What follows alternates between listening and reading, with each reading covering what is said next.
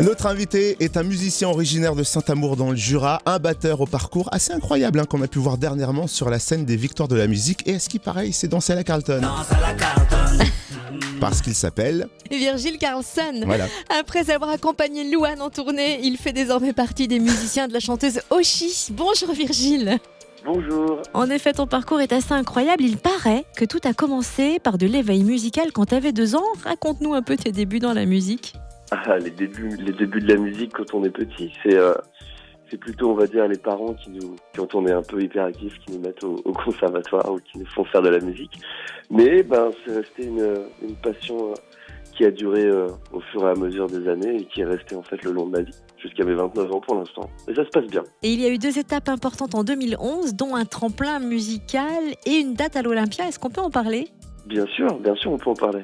Il y a eu plusieurs tremplins, il y a eu, on va dire que le révélateur principal, ça a été un tremplin au Gibus, qui a débouché sur une date à l'Olympia en 2011, en première partie de Baby Shambles.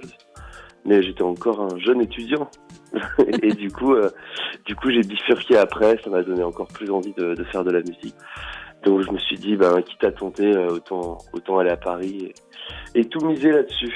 Voilà. T'as aussi été mannequin, puis t'as accompagné Louane en tournée. Comment s'est fait la rencontre ? Alors, je travaillais à l'époque, c'était un de mes premiers contrats en pro avec un artiste qui s'appelle Navi, qui est chez Warner. Et son compositeur faisait au même moment l'album de Louane, qui était une jeune artiste pas du tout connue, qui était en développement chez Universal.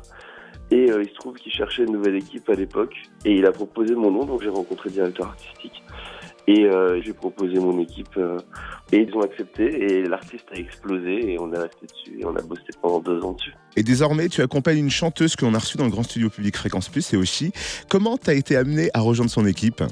Alors, j'étais chez moi, j'étais avec un café et en fait, on m'a appelé pour remplacer au pied levé l'ancien batteur. Et du coup, j'ai dit ouais, c'est quoi comme projet ?